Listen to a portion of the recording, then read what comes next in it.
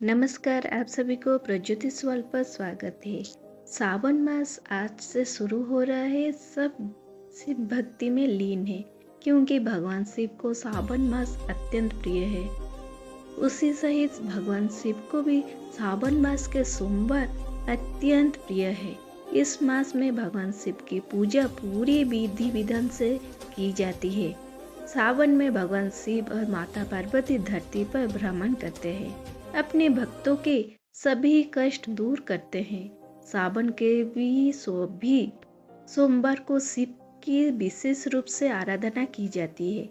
आइए जानते हैं कि सावन के सोमवार की व्रत कथा क्या है।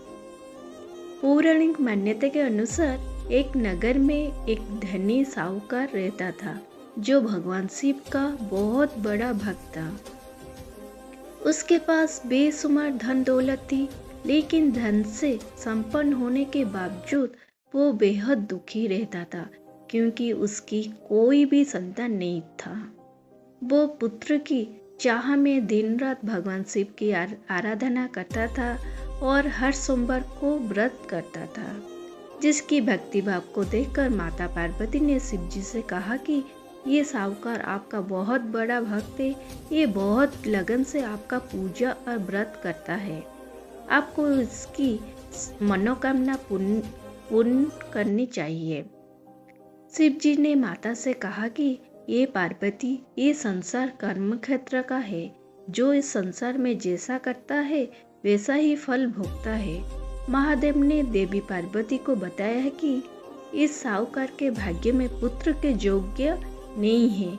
ऐसे में अगर इसे पुत्र का वरदान दिया गया तो वो बालक सिर्फ 12 साल की आयु तक ही जीवित रह पाएगा। इतना सुनने के बाद माता पार्वती ने शिव जी से कहा कि उस साहूकार को पुत्र का वरदान दे दीजिए, अन्यथा वो भक्त आपकी पूजा करना छोड़ देगा।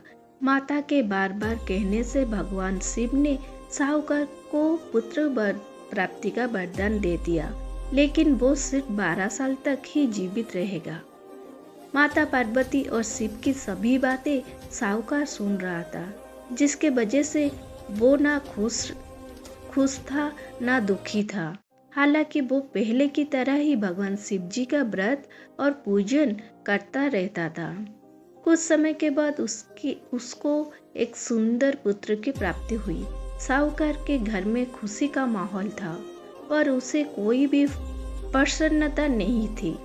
जब लड़का 11 साल का हो गया तो उसने पढ़ने के लिए पुत्र को काशी भेज दिया। साहूकार ने साथ में बालक के मामा को भी भेजा।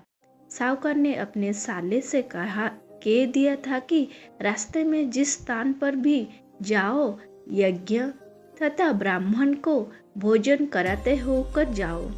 मामा और भांजे यज्ञ और ब्राह्मण को भोजन कराते जा रहे थे। जाते जाते एक राजधानी पहुंच गए जहां राजा की कन्या का विवाह था, लेकिन बारात लेकर आने वाला राजा का लड़का कान्हा था। राजकुमार के पिता को चिंता थी कि वर को देखकर कन्या शादी के लिए मना कर देगी। तभी राजकुमार के पिता अति सुंदर साहूकार के लड़के को देखकर सोचा, क्यों न शादी तक इस लड़के को वर बना दिया जाए। साहूकार के लड़के के साथ विवाह कार्य संपन्न हो गया।